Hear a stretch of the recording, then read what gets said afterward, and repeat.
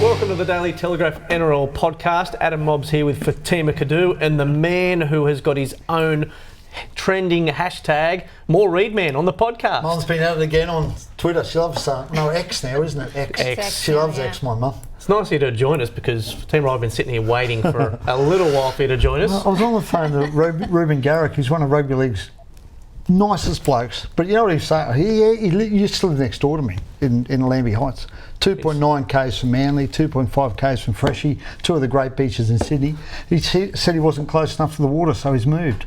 Wasn't close enough. Wasn't close enough. I said 2.5 k's, Reuben. Fair dinkum. That's a first. What do they say? A first world problem or something. Yes. It is a first world problem. Anyway, he's moved Northern to Beaches problem. He's left to Lambie Heights. Well, from the kid, he's Gerringong kid, isn't he? Yeah. So, Likes the beaches, that fella. Anyway. One of the greats. Hard man to please. Good footballer though. Playing centre this year. Can have a red hot crack at it. So. Fatima and I talked about this before. How's the makeup of their round one side looking? Yeah. Now? Well, it's looking pretty good. Better than South. But, you know, look at that back line. Tommy, what have we got? Tommy Talau maybe on one wing. Talau on one wing. Saab on the other. Yep. Reuben Garrick, Cooler in the centres. Yep. Brooks and Daly in the halves. It's a red hot back line. And they've got a decent forward pack to go with it. All pre-season Kings for team, a 68-6 win over South Sydney, albeit very few first graders there, but good showing for Luke Brooks first up. Yeah, I think so. I think he needed it, and I know, it was, probably less than a reserve grade South Sydney side. There were kind of kids that aren't even contracted or on development deals, kind of, reserve grade statesman types. But Buddy Gordon played. He's about 50, Buddy. Let's do him.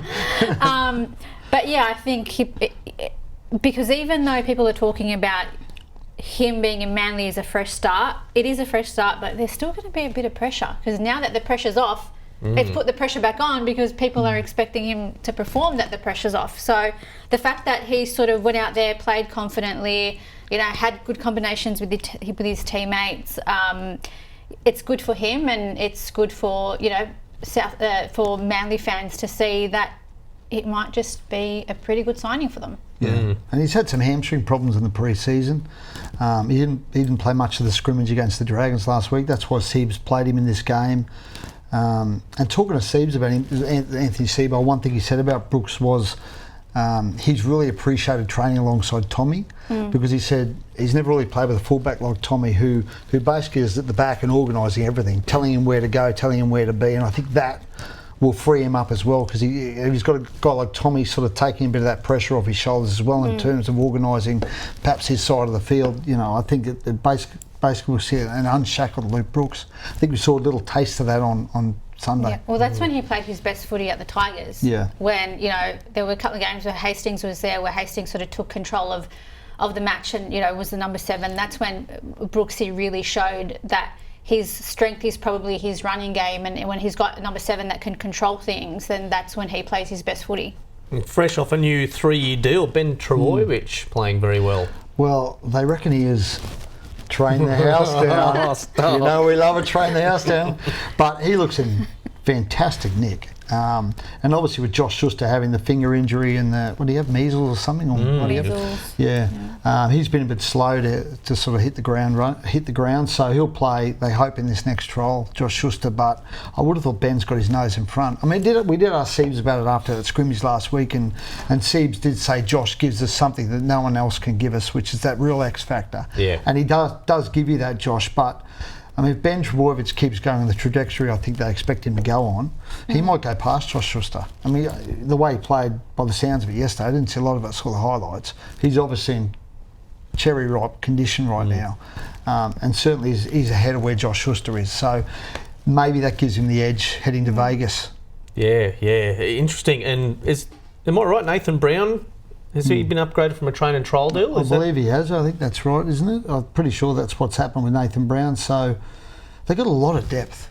Of depth, Manly. And that's been their issue over the years with the way the salary cap is, and because they were so invested in Jake and Tom and Daly that they didn't have a lot beyond that 15, 16, 17 players. But now that squad's starting to look pretty healthy across the board. Yeah. Tommy's the one though, isn't it? Yeah. We all think Manly will go really good this season, but if Tommy is injured, then it hurts them. Yeah. Maybe not as much as it did last year or the year before because they've got more depth and because Kdouh was so good at fullback as well last year, wasn't he? So when Tommy was out for patches there, and they've got Ruben Garrick who can play there as well. But I still think, without Tommy, they're a completely different team. And Brooksy sort of gives you the way Siebes talked about Luke being influenced by Tommy. That gives you an insight into why he's so important to them. That's exactly because not many fullbacks can do what Tommy does. And we'll get to this in a little bit, but Buzzy did it in his extreme pressure points column today, talking about the 4 fullbacks, and Latrell Mitchell, James Tedesco, Tom Trbojevic and Ryan Pappenhausen. And, rival fans, if you're facing a team that's without Tom Trbojevic, you fancy your chances a little more. But as a neutral league fan, you want those 4 guys on the field all the time, don't you? And we've really missed, especially Tom Trbojevic, after that great year he had a couple of years ago, his Dally M winning year. We missed Paps too. I mean, and it's interesting, Ryan said, I want to play this week. He's desperate to play footy. And Has that been confirmed? Is he definitely going to have a head out? Talking to the Storm on Friday, Craig wanted him not to play, but Ryan wants to play. So they were leaning towards playing him. Yeah. And he's a bit like Tommy. Tommy to Manly is like Paps to Melbourne. They're a different team when he plays. Yeah. Oh, that was just heartbreaking when he did that ankle in that game in last season. Watching him. Oh. Dare I say it? Apparently he's trained the house down. They reckon he has been unbelievable in the pre-season. He looks like he's trained the house down. I saw some pictures he posted on the other social media on Instagram, and he's definitely trained the house down. He looks great, Nick. I don't want to use that cliche but I'm going to fold into this because everyone's been talking about the transformation of Jamie Humphries at Manly. Bulking him up to put him potentially at hooker. He looked massive. He looked like a big boy. Yeah, from Jamie Humphries? Yeah. Ruben Garrick just said he won't put a shirt on at training. He's that big now. So he just walks around with his shirt off all day. When you're happy with your own rig that you've probably had a good off-season, but didn't he? He just looked, Maybe we should do that at the back end of the pre-season. Which player at your club refused to put a shirt on? Can we do that? Is that allowed in one of those? Surely Ryan Madison doesn't wear a shirt at Para, does he? Geez, I tell you, Will Penasini looked very fit as well. I saw a couple of photos. You just spend too much time admiring blokes' rigs. Listen, no shame about my Parramatta proclivities. So Jamie Humphries may have played first grade last year, but if you remember, he played in the trials. I think he broke his jaw early in the year, maybe at training. And again, he was a guy Siebes mentioned last week when I spoke to him. He said, I get the feeling he's gone past Gordon Chen Tum Kong. You guys have a shot at it. Gordon, help me out. Yeah, I always get this one wrong. It always throws me. I'm not going to butcher it the same way you have. Chen Tum Kong, I think it is. No, I don't think so, but good try. Anyway, I think he's gone past Gordon now. Let's call him Gordon. Gordon C. Wow. So he might find himself in the 17 come round 1, Jamie Humphries. So where do I know we're throwing forward a bit. So when Daly Cherry Evans eventually retires, what is their succession plan there if Humphries is in that 9 role? Would he revert to a 7? Well, he's got a couple of years left, hasn't he, Daly? I think he's got 2 left, hasn't he? Yeah. I'm not sure, actually. It's a very good question. I'm not sure what they got coming through. I think the long-term plan would have been Latu Fanu, but he's obviously gone now, right? So, but who knows for how long? Not to say that he will come back, but there's talk of a bit of a half squeeze at the Tigers already, so... Yeah. Maybe they benefit from that. Maybe when Jerome Luai arrives and one of those halves looks to get out, maybe Manly look to swoop. Well, that's the same what happened at the Warriors with Ronald Volkman. Yep. With that aborted deal to the Dragons. Someone's going to get squeezed out there, but that's going to be interesting to watch. The other trial on the weekend of interest was Brisbane beat Wynnum Manly, your Broncos. Again, largely reserve grade squad, but a couple of guys to keep an eye on. Tristan Saylor, Kobe Black, who's seen as a long-term, we talk about long-term 7s. He's the succession plan to Adam Reynolds if he continues along his way. Ben Takura, all 205 centimetres of him. Tallest player in the league. What is he, 6'8"? Is that 6'8" or 6'9"? I reckon Pete's tacked a couple of centimetres on there. You don't think he's that tall? Pete's prone to putting a bit of salt and pepper on yarns. He's got to bump it up so he can write the tallest. Speaking of training the house down, what about him training with Valence Tavare in the off-season? He put poor Valence to shame, didn't he? Although he's ripped him in it. Apparently he's in good nick, Valence. Yeah. So Pete's worked his magic. I thought Tristan Saylor was really good last year. Yeah. Really good when he got his chance. I think, did I read in the off-season they had an offer from England and Brisbane wouldn't let him go? Yeah. I think that was really smart by the Broncos because he's a player who can handle himself in first grade quite easily, and you need that depth, particularly them when they've lost a couple of guys, like obviously Herbie Farmer's the big one. Kobe Black, been lots of talk about him in recent years in high school footy. He's a couple of years off though, playing You'd first think grade. so. Yeah. But he's the guy who'll succeed Adam Reynolds eventually at halfback. And one of those props needs to stand up because I thought Tommy Flegler was immense for Brisbane last year.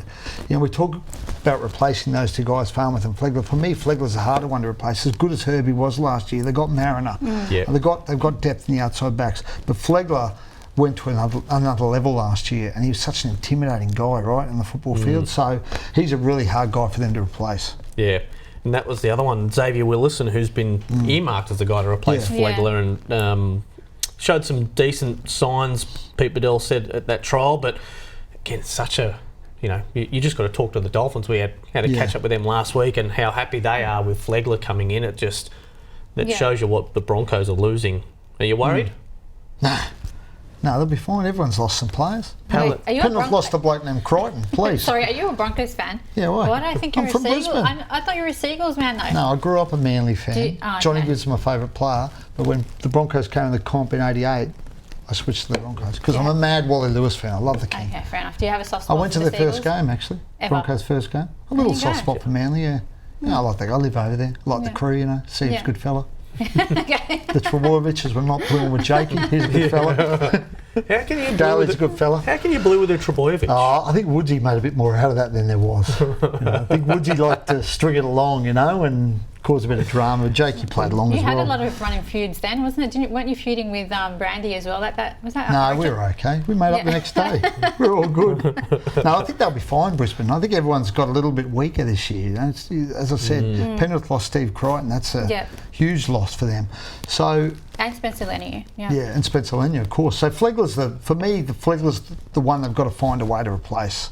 That's going to be their issue because Payne can't do it on his own. And obviously Paddy Carrigan's there as well, but I think they need another one of those big men to step up, and they'll be fine. Yeah, well, they've already got guys like Corey Jensen. Obviously, Fletcher Baker's coming in. Baker's another one. Yeah, of course. No comparison.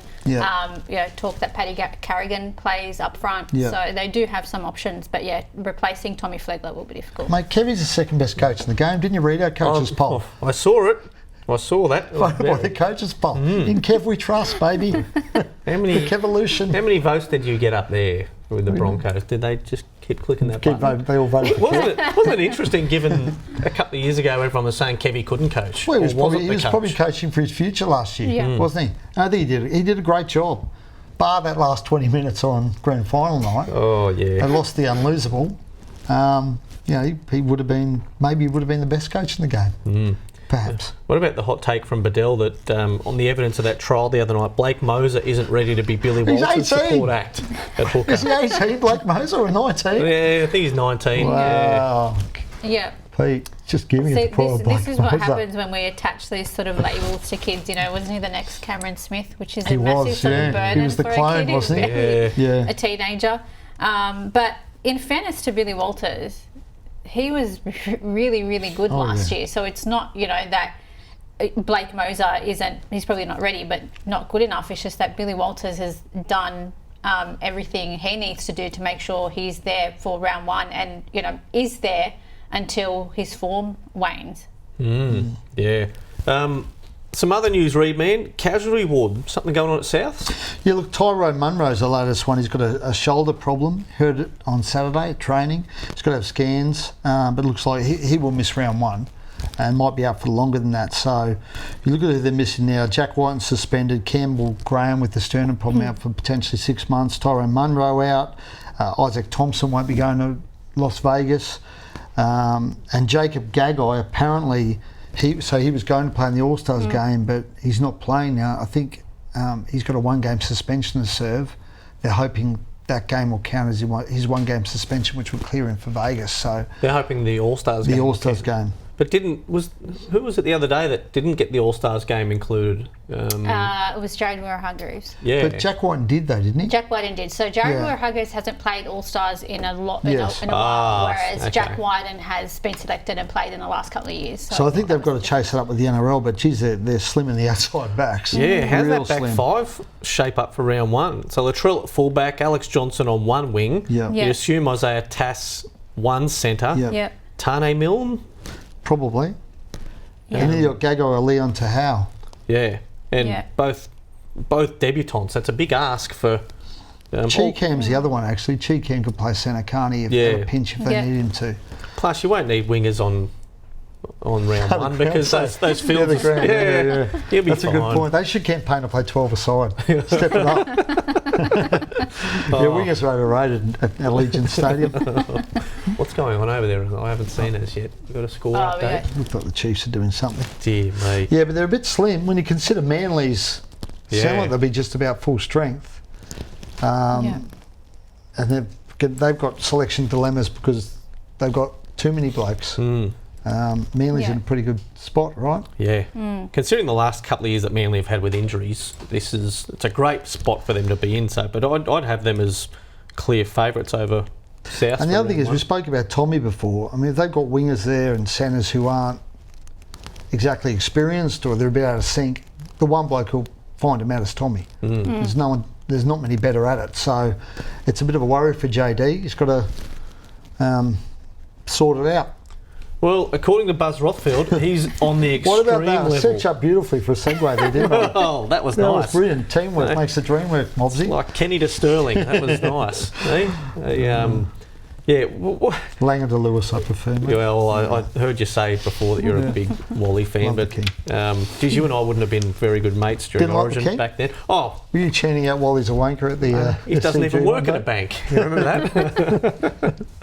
But no, well, I was always Brett Kenny, and you've got Wally, so they had some great clashes in Origin. Yeah, they did. Yeah, I think Bert's underrated. Where do you think he'll go? Just segue. Where do you think the immortal calls will drop this year? Who do you think's going to be the next in line? Well, it depends when they do it, because I think it's one more year. And did JT or Billy or any of those guys qualify in one more year? How long have they got left? Yeah, I think JT would. I think this is the year. This would be the fifth year. Well, JT's an instant put him in for me, and then everyone else you consider after that.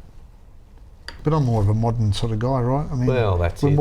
We reflect more on the times we're around in, right? Yeah. So but the JT, what he did at Origin test level, I think he's got to go straight in. On the competitiveness of him, it's such a lightweight, and never shirked responsibility. And kicking that goal in Origin with that bung shoulder, and unbelievable. Good footballer.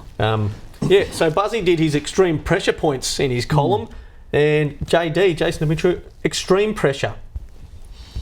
Thoughts? Well, the way last season fizzled out for them and all the drama in the off season, I think that's probably a fair assumption. I'm sure JD knows he's under the pump a little bit. You've also got the spectre of Wayne, don't you, hovering in the background, and the talk that maybe Wayne might, if there was a job there, go back to South. That hovering around. I think that adds a little bit to it. I think he's a really good coach. I think they'll have a good year.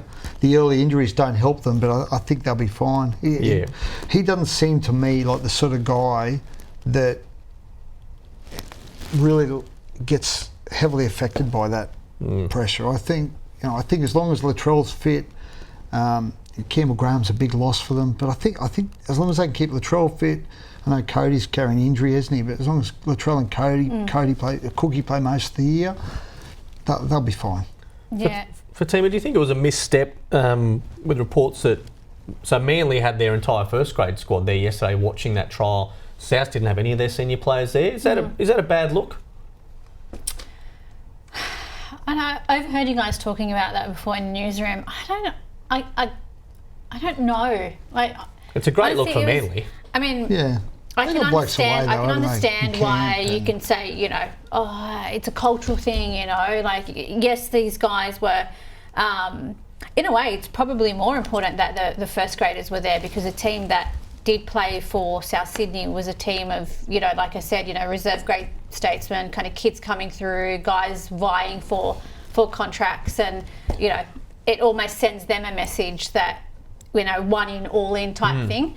But at the same time as well, it was was it an official sanctioned NRL trial? I don't know. No. So I don't think it's like offensive to anybody. I don't know if Manly did Manly have a problem with it? Did they think it was offensive to them, or just people observing the fact that they weren't Manly there? were just I think it's something that Siebes wanted to do, was to show the support and have all of the first grade guys there watching. You need some sort of perspective to it, though. I mean, maybe they had a training session on. Yeah. Maybe because they're going to Vegas in.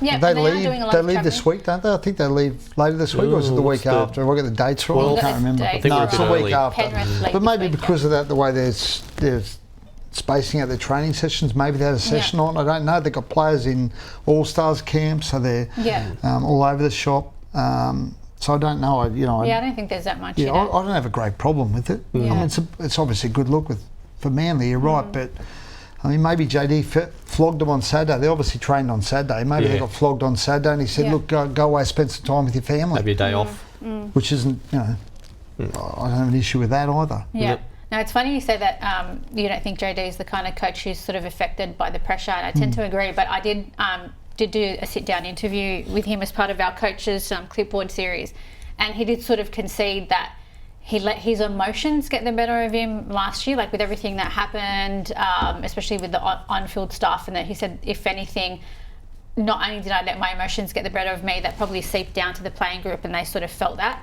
So I don't know if he's going to feel under pressure. I think South Sydney as a club, considering everyone expected them to be the title winners, right? Fell away. But we were talking about Tommy before and his impact on Manly. Latrell is the same for them. Yeah. So when he doesn't play, their chances of winning drop drastically. So I think they learnt a lot of lessons from last year. Depth is probably a little bit of an issue for them, but they're a good footy team if Latrell's healthy and they can get the best players on the field. Should be a good game, round one, shouldn't it? Yeah. I think that'll... Well, it should both be good games, right? I mean, the two Vegas games are crackers.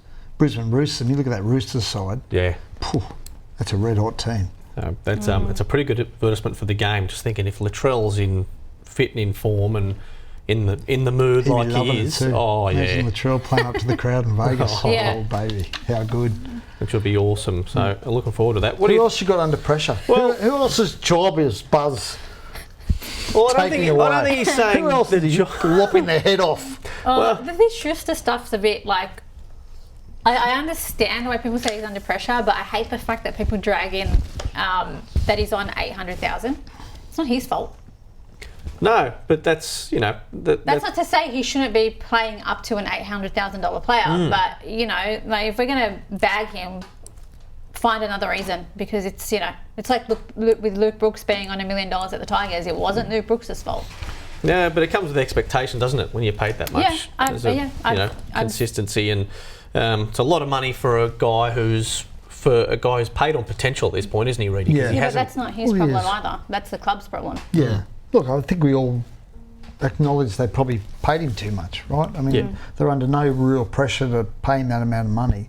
And you're right, it's not his fault, but what is his fault is his inability to stay 100%. to keep himself in but doesn't that make it more wild? The right condition. Doesn't that make it more wild that they offered him that much money, though? Well, it does. Well, I think we all acknowledge it was probably a bad decision, right? And it's largely his fault that he hasn't got the best out of himself so far. You can't blame anyone else. That's on Josh Schuster. So I agree. He's He's probably under pressure to keep his spot in that team because, as we said, Ben Trbojevic was so good in the pre-season. He's trained the house down and looks in magnificent shape. So he's under pressure to stay in the team. Yeah. And I don't know. Would you have him on?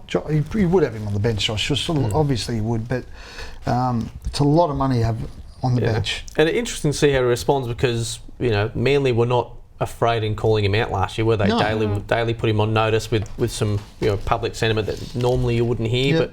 But and I think they put him on notice over the pre-season. My understanding is basically they've told him you've got to keep yourself in good condition or there'll be repercussions. So he's on notice. Don't worry. Yeah. And this is a kid who had an amazing rookie year, and it was so enjoyable to watch. Playing on that edge. But that's what annoys you, Mobsy, because you see how good he can be, how much talent he's got, how skillful he is. But I think that's been part of the problem in his development. He's so talented, he's so skillful, he's been able to coast on his development and on his potential for so long, and then you reach these professional environments where just talent isn't enough. So, as Read said, that's on him. Yeah. That's the frustrating bit about it all, because you can see how good he can be, and you just want him to do it more consistently. But he's almost at the crossroads, really. This is a huge season for him. If he can't nail it this season, I wouldn't look. If he can't nail it this season, I don't think he'll be at Manly in 25. I think they'll find a way to move on, and they'll go in a different direction. It's going to be they have to cop some of the freight for that if he does go elsewhere. Probably. But even if you cop half of it, still gives you $400,000 to spend on a player who's probably going to give you more effort than Josh has, or more consistency than Josh has. Probably both of those things. Yeah, be interesting to see. So he got that one right, Buzzy. I'll give him a tick. Yeah, nice. I'll give him a tick for that What do you reckon about the Bulldogs? These stats are interesting. The number of players. It's not surprising though. The number of players the clubs have used over the past 3 years. Canterbury have used 70 players, more than the West Tigers have used 57, and back all the way up the top of the list, Cronulla have only used 38 in the last 3 years. Obviously, they've had to clean out the roster and turn over a few players in that regard. I keep going back to when Melbourne were going through that great period up until about 2020 when they won that grand final.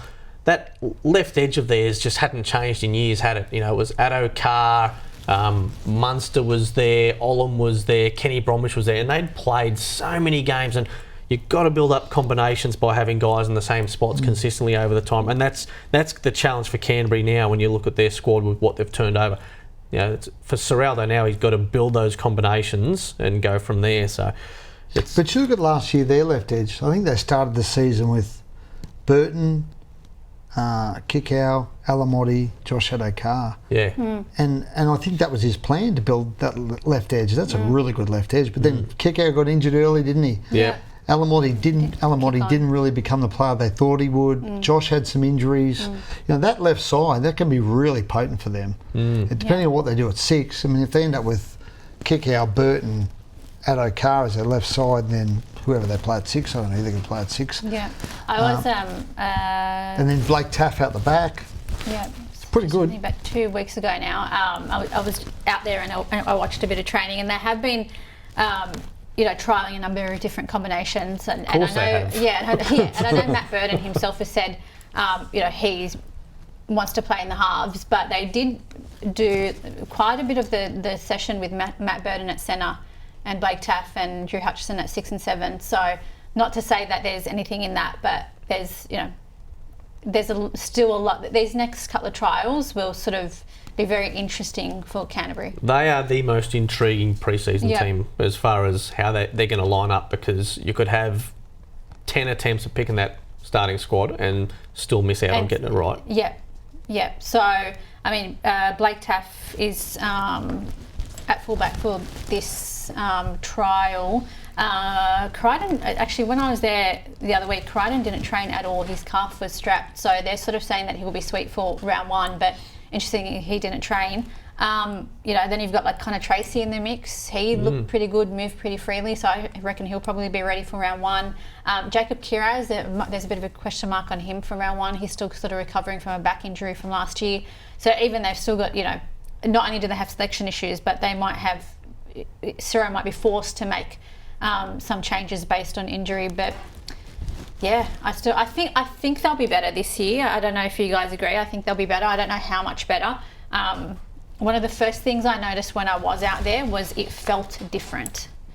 So Critter's boombox had migrated with him into Canterbury Bankstown, so there was loud music, but the vibe in the playing group was different. It felt sort of more calm, felt centred. In the past, centered. In the past, it did. In the past, Phil Jackson. In the past, sometimes it felt a little bit chaotic. So I don't know if you read too much into that, but there's definitely a different vibe among that playing group at the moment. It's going to be so weird to see Stephen Crichton in a Panthers shirt. It was so that was the first time when I went out a couple of weeks ago. It took me back a little bit. I was like, oh, I can't believe he's in this blue, training uniform. So I think they'll be better, but I just worry that they've got no middles. Like the front rows are bang average, and they know it. And their halves are just. I don't know who they're going to play there. Well, obviously, Toby Sexton will be the halfback, and some people I really respect say Toby can be a really good footballer if you're surrounded by the right people.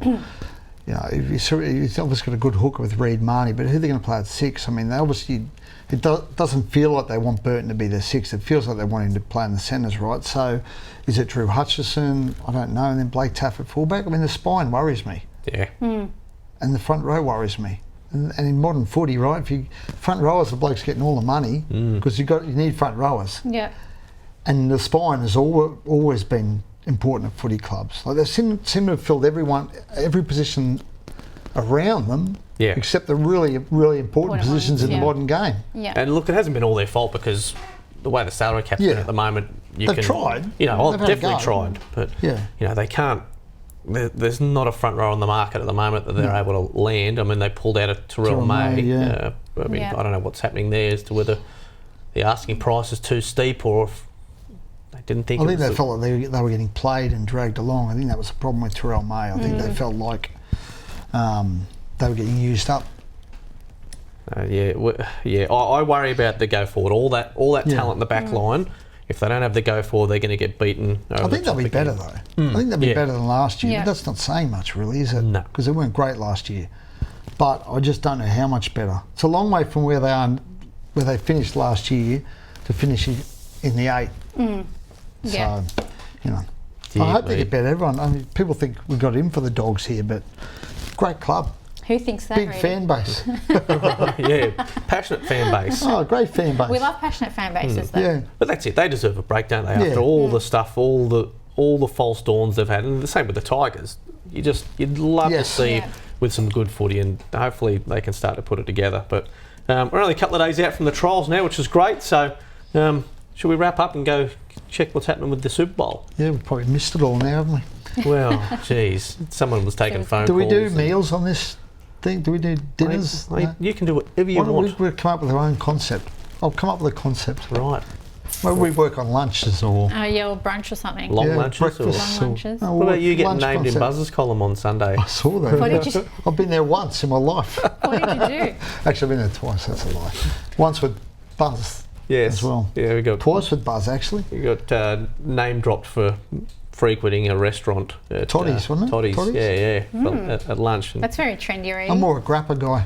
Yeah. I haven't been there in a while. Charlie, I'm coming, buddy. Haven't changed the direction of a club in a while. Tommy meet some CEOs and chairmen there for lunch, and Buzz can come up with a coaching idea for them. But I'm going to get my wife does a really good baked potato recipe. I'll get it off and I'll bring it in for you next week. Potato bake? Yeah. Oh, no, baked potatoes. What's the difference? Are you talking about like not a potato baker, baked potato? Yeah, a baked potato. Is that the one where you like a loaded baked potato? Sorry? Like a loaded baked potato? No. Just. Don't you just put oil on it and stick it in an oven? Like a roast potato. Yeah. Yeah, no. A roast potato recipe? They're not equal. Yeah. This is outrageous. You have to know how to make a good roast potato so it's like crispy on the outside and like fluffy on the inside. There's cheese. There's no. But there's cheese on a roast potato. Yeah, there's. Listen, bizarre. I'm telling you, it'll be very. I usually cop this from Buzz, but cheese on a roast. Then roast potato is just roast potato. Yeah. You don't have anything with that. I had a food. Righto, don't you have to eat it? It's just like a roast potato meal. You know, we have a meal where you have sour cream and chives, and you just have potato. It's like you're doing your loaded fries or your loaded. Is that what you're talking? No. So it's the way they're cooked. It's not just bung in with nothing and plain Jane. Don't give me that. I'm intrigued. I'm intrigued by this. I'm sure the viewers are as well. Righto. Well, that's it. That's it for us. We're going to go watch some Super Bowl, and we'll catch you for Thursday's pod, where we'll go through ahead of first round of trials. Footy's back, baby. How good.